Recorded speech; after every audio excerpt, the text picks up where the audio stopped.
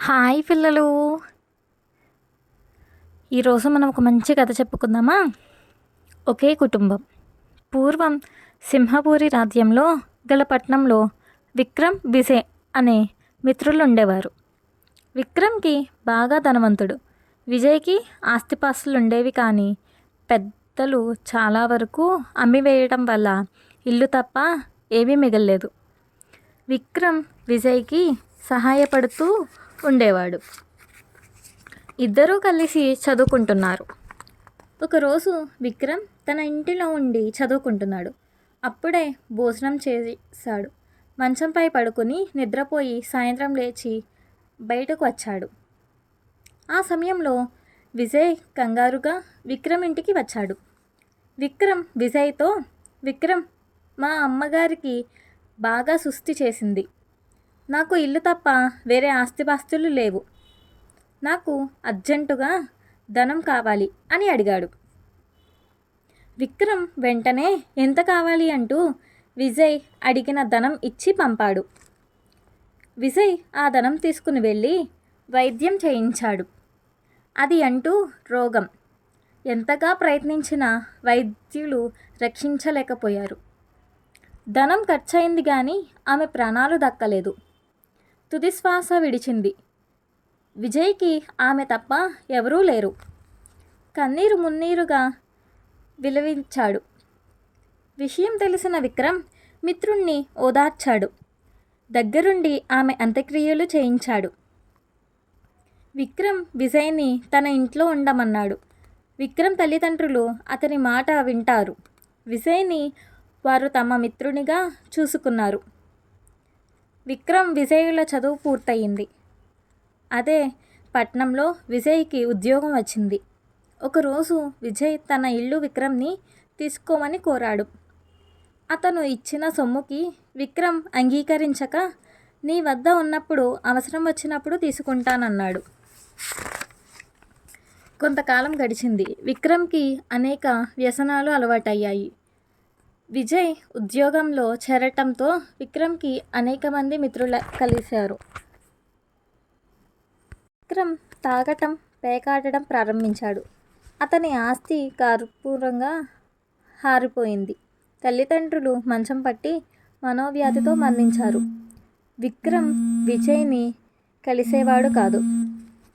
విక్రమ్ వెంట ఉండేవాళ్ళు విజయ్ వస్తే తమ ఆటలు సాగవని విజయ్పై లేనిపోని చాడీలు చెప్పేవారు. ఒకరోజు విక్రమ్ తన స్నేహితులతో కలిసి విజయ్ ఇంటికి వెళ్ళి తనకు డబ్బు అవసరమని, 2 రోజుల్లో ఇవ్వాలని, లేకపోతే తరువు తీస్తానని బెదిరించాడు. విజయ్ తన ఇల్లు అమ్మకానికి బేరం పెట్టాడు. ఆ సమయంలో విక్రమ్కి పిలవాలని అనుకున్న లక్షాధికారి రామేశం విజయ్కి పిలవనిస్తానని, తనకి ఒకతే కూతురని, ఆస్తిపాస్తం అమ్మాయి పేరున ఉందని, ఈ అప్పు తీరుస్తానని చెప్పాడు. విజయ్ ఆయనతో, విక్రమ్కి మీ పిల్లనిచ్చి చేయండి. విక్రమ్ చాలా మంచివాడు. స్నేహం వల్ల కొంత మారిన మాట నిజమే. నాకు నాపై అభిమానం ఉంటే నా ఇల్లు కొని రుణ విముక్తి చేయమని కోరాడు. ఆమెనంతా బ్రతిమాలిన విజయ్ పెండ్లికి అంగీకరించలేదు. ఆయన విజయ్ మంచితనం ఆనందించి ఎక్కువ ధరకే ఆ ఇల్లు కొన్నాడు. విజయ్ విక్రమ్కి అప్పు మొత్తం తీర్చాడు. కొన్న ఇల్లు బాగు చేయించాలని కొంత పడగొట్టి మరలా పునాదులు తీశాడు. రామేశం దాంట్లో లంకిబిందులు దొరికాయి. దాంట్లో అనేక ఆభరణాలు, రత్నాలు, వజ్రాలు ఉన్నాయి. అవి ఎప్పుడో రాజుల కాలం నాటివి. వాటిని ఆయన సింహపూరి నిలుతున్న రాజు చంద్ర గారికి అందజేశాడు. రామేశం ఇచ్చిన నగలు తీసుకున్న రాజు విషయమంతా తెలుసుకుని విజయ్ నిజాయితీని విని తన రాజ్యంలో ఉన్నంత పదవిని ఇచ్చాడు. విజయ్ రాజస్థానంలో ఉన్నంత పదవిలో చేరగానే అతడికి పెండ్లి సంబంధాలు వచ్చాయి. విక్రమ్కి ఆస్తి పూర్తిగా నశించి దొంగతనాలు చేయసాగాడు. ఒకరోజు సింహపూరి వచ్చి రాత్రి సమయంలో రాధోద్యోగిని ఇంటిలో ప్రవేశించి దొంగతనం చేశాడు. భటులు పట్టుకొని బంధించిన రాజు ముందు ఉంచారు. రాజు శిక్ష వేయబోతున్న సమయంలో మహారాజు, ఇతను నా మిత్రుడు, స్నేహితుల వలన వ్యసనాలు అలవాటయ్యి దొంగలా మారాడు. నాకు అవకాశం ఇస్తే కొన్ని రోజుల్లో ఉత్తముడిగా మారుస్తాను అని ప్రాధేయపడి అడిగాడు. రాజు అంగీకరించాడు. విజయ్ విక్రమ్ని తీసుకుని తన ఇంటికి తీసుకువెళ్ళి వ్యసనాలు వల్ల కలిగే నష్టాలు, రాజభటులు పట్టుకుంటే రాజశిక్ష వేస్తే ఎలా ఉంటుందో వివరించి చెప్పాడు.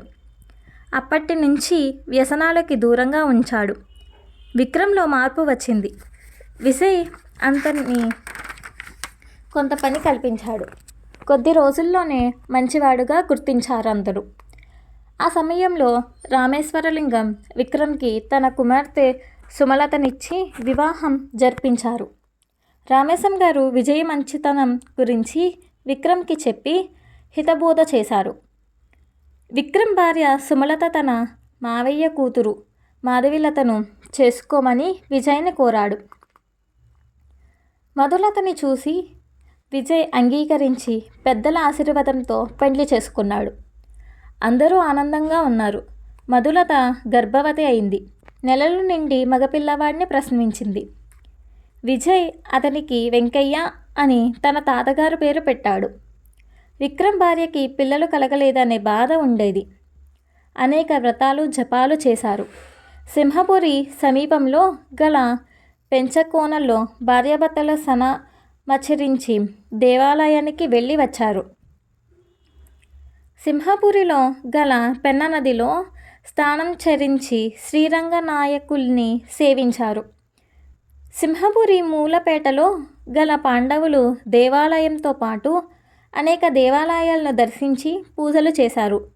చివరగా సింహపురికి సమీపానున్న లక్ష్మీ నరసింహస్వామి గుడికి వెళ్ళి ఆ భగవంతుని పూజించి ప్రార్థించారు.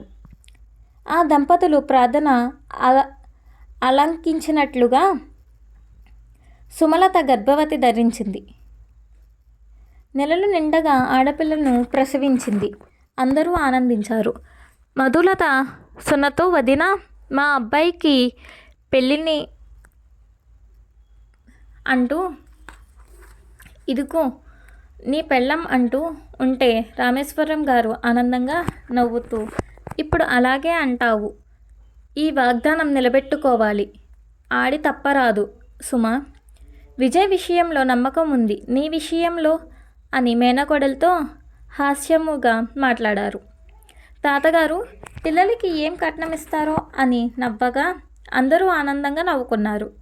సుమలత కూతుర్ని తన కూతురుగా, మధులత దగ్గర చనువుగా పెరిగింది. మధులత కొడుకు సుమలత దగ్గర కొడుకులా అతి చనువుగా పెరిగాడు. ఒకరోజు విక్రమ్కి అనారోగ్యం కలిగింది. రాజా వైద్యుణ్ణి పిలిచి దగ్గరుండి విజయ్ వైద్యం చేయిస్తుండగా విక్రమ్, విజయ్, నేను నిన్ను అభిమానించి నాకు నీవు సహాయం చేశావు, నీ మేలు మర్చిపోలేను అంటే, విజయ్, విక్రమ్, నీ స్నేహం వల్ల నేను చదువుకున్నాను, నీవు సహాయం చేయకపోతే చదువుకోలేకపోయేవాడిని, నీవు చేసిన సహాయం ముందు నేను చేసేది చాలా తక్కువ అన్నాడు. విక్రమ్కి అనారోగ్యం తగ్గింది. అప్పటి వరకు వేరువేరుగా ఉన్నవారు సుమలత, మధులత ఒకే ఇంటిలో ఉండాలని నిర్ణయించుకున్నారు. భర్తలకు తెలిపారు. ఇప్పుడు వారిది ఒక్కటే కుటుంబం. Like and subscribe.